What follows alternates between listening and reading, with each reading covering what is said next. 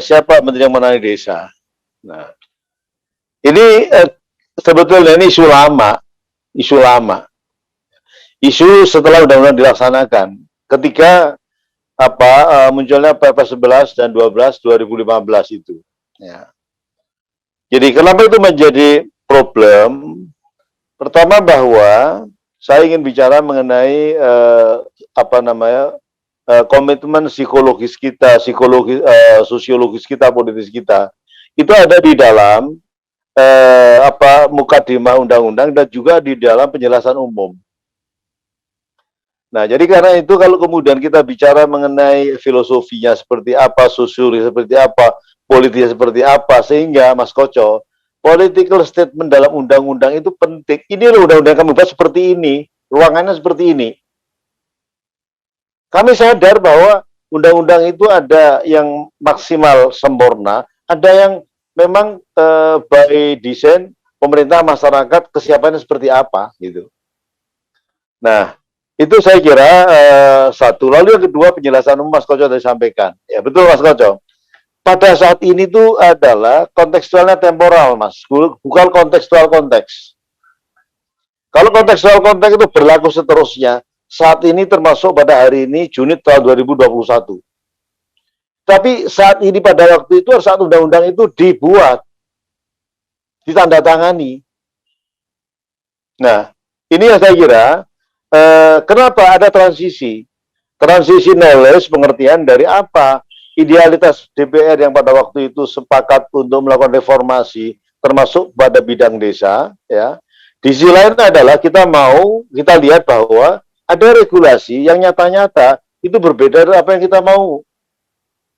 Kali itu pertama adalah bicara mengenai ketentuan umum ya, bicara mengenai ketentuan umum ini apa? Desa itu apa? Ini mohon dicatat Mas Iwan. Banyak sekali pada aspek pemerintah ini, pada tataran, pada aras pemerintah, itu akhirnya berimplikasi ke bawah. Definisi tentang desa itu hanya dilihat secara general gitu, generik saja. Dia tidak melihat substansinya apa dalam undang-undang desa itu.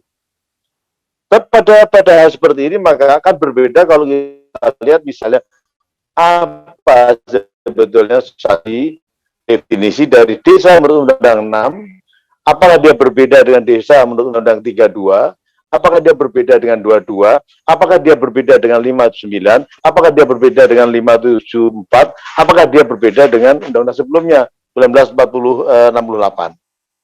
Jadi dari ini saja Mas, saya ambil contoh, ini sudah substansi dalam Undang-Undang desa mengenai desa tersebut. Ada capture substansi tentang, pertama adalah prakarsa. Di undang-undang lain belum pernah ada itu. Lalu yang kedua, capture mengenai pemberdayaan, keswadayaan. Itu ada di dalam undang-undang desa. Jadi, dua substansi ini kalau kemudian cara pandangnya generik, tentu tidak akan menemukan detailnya. Nah, ini dalam hal definisi. Kemudian, di dalam hal definisi tentang desa juga ya, kita sadar bahwa political statement berupa regulasi itu harus juga dijaga melalui apa? Satu, ketentuan umum. Yang kedua adalah asas. Maka ada sejumlah asas, ada 13 asas itu adalah, ini bukan main-main, bukan main-main itu. Mas Toro kita buat sebuah penemuan sebuah asas baru di dalam regulasi undang-undang itu yang namanya asas rekognisi itu saya kira baru ditemukan pertama kali dalam undang-undang desa. Belum ada di dalam undang-undang lain. Lalu yang kedua adalah misalnya lagi adalah subsidiaritas. Asas subsidiaritas itu belum ada di undang-undang lain. Jadi karena memang ini paradigma baru, maka kemudian tools yang koridor tools yang kita harus pakai adalah ini juga harus betul-betul bisa menjaga agar undang-undang ini ke depan lebih baik. Yang lain asasnya keswadayaan, demokrasi, pemberdayaan dan lain-lain. Itu saya kira sesuatu yang substansinya ada. Tapi kalau saya ambil contoh adalah contoh mengenai hal seperti itu yang tadi rekonstruksi dan subsidiaritas menjadi sangat menjadi sesuatu banget kalau kita bicara mengenai regulasi tentang desa. Lalu yang ketiga adalah mengenai cakupan, Mas Koco. Cakupannya apa toh? Lah ini, Undang-undang itu 4 sekawan, satu pembangunan desa, pemerintahan desa, pembangunan pemberdayaan, lalu yang keempat adalah keswadayaan. Tata laksana apa tadi desa itu. Apa Mas Iwan yang keempat? Yang keempat, satu pemerintahan, pemberdayaan, kemasyarakatan. Pemerintahan, pemberdayaan, pembangunan, kemasyarakatan. Kemasyarakatan.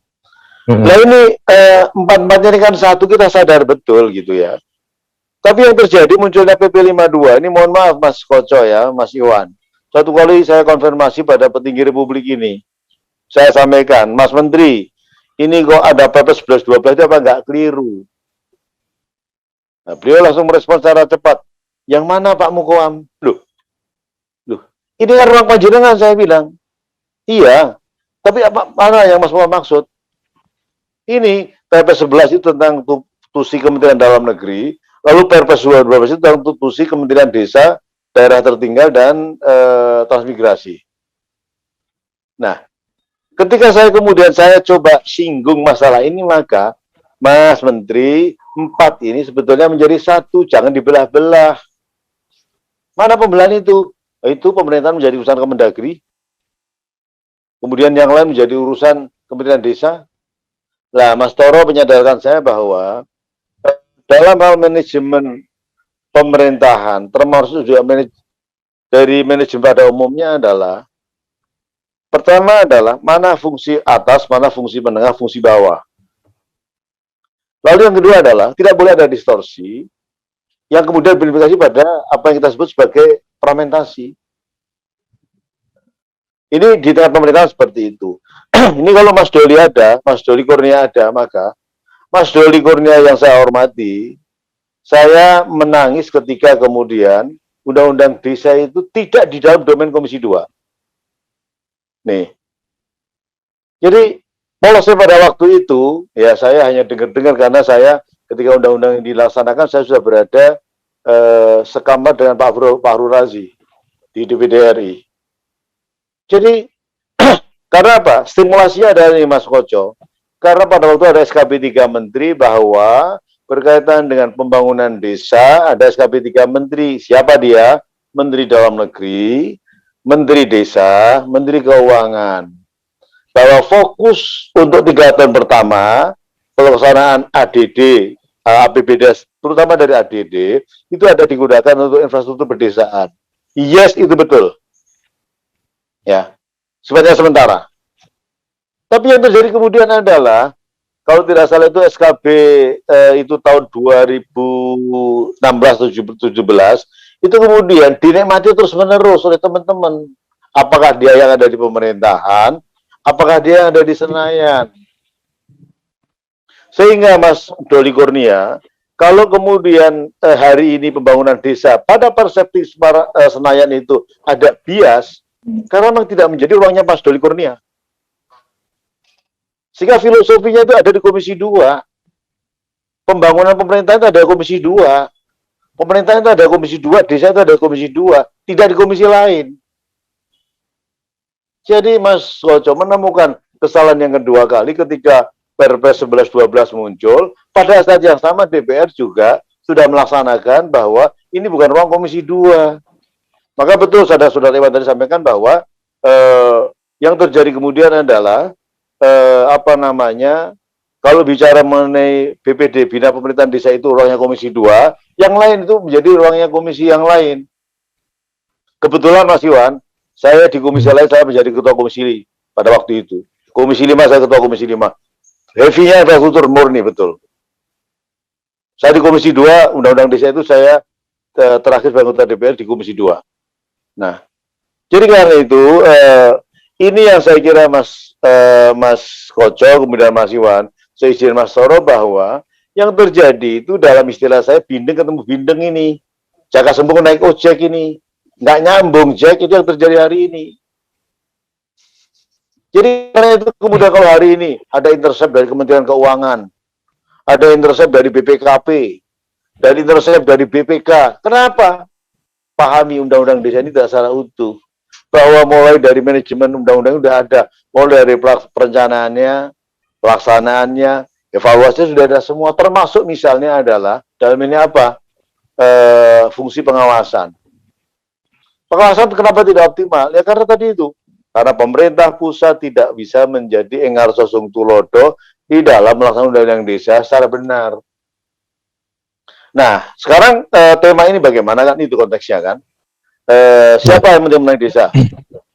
Ini isu sebetulnya, isu menurut saya ini isu yang akan menarik ini di tahun 2020 berapa? 2020 yang akan datang.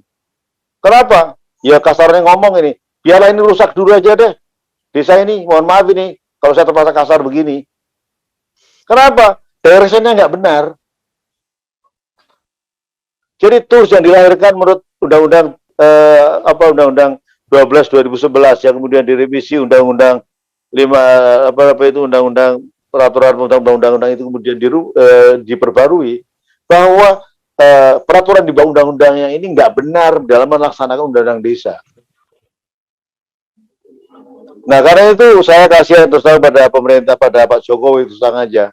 Ya, karena mungkin pembantu-pembantunya ini adalah orang yang tidak mempunyai cukup kapasitas, tidak mempunyai pemikiran, tidak mempunyai konsernitas, ya, tidak mempunyai KPI kalau kita bicara mengenai desa ini. Lalu yang kedua yang kasihan apa? Desa hari ini. Coba tanya kepala desa, teman-teman kepala desa ini, pusing dia. Kenapa? Katanya itu berpedoman pada Kemendagri, katanya berpedoman pada Kemendes, berpedoman pada keuangan. Ini akhirnya kemudian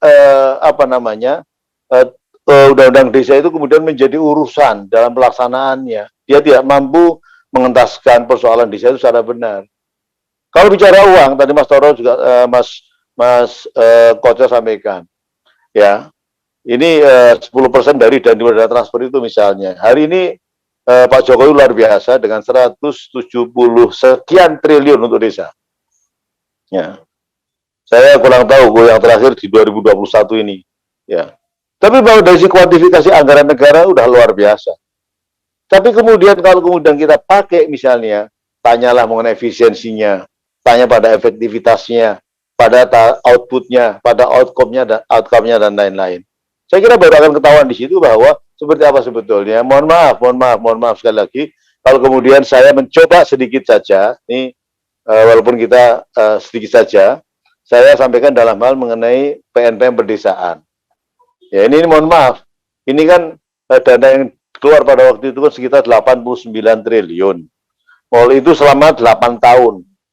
Tetapi itu menjadi milestone, buktinya apa hari ini, sekali lagi, di tingkat kecamatan masih ada yang namanya UPK, unit pelaksana kegiatan. Hari ini UPK itu rupiahnya masih ada sekitar 15-16 triliun. UPK itu hari ini masih bermanfaat di masyarakat, uangnya untuk mendinamisasi pergerakan ekonomi pada tingkat grassroots. Ini contoh saja Mas Koco. Sehingga Pak Jokowi yang punya komitmen tinggi pada desa, itu pada tataran orang yang implementatornya mulai dari atas sampai menengah dan di bawah, ini mohon maaf, ini kayaknya sih ya, tidak menemukan orang yang tepat sehingga policy, kebijakan, regulasi, program, kegiatannya itu tidak kembali on behalf kepada Undang-Undang 6 2014 itu. Nah, karena itu Mas Iwan, kalau kita bicara siapa menteri, saya kira menteri di dalam definisi menteri yang mengenai urusan desa. Kenapa begitu? Memang dulu dibuat itu harus dibuka. Karena dulu desa itu diurus Kementerian Dalam Negeri. Sehingga ketika ini dibuka, maka kemudian menjadi siapapun nanti Presiden Jokowi mau tidak membentuk Menteri Desa menjadikan Kemendagri, kalau kemudian menjadi ada undang desa, maka itu menjadi urusan Menteri urusan desa.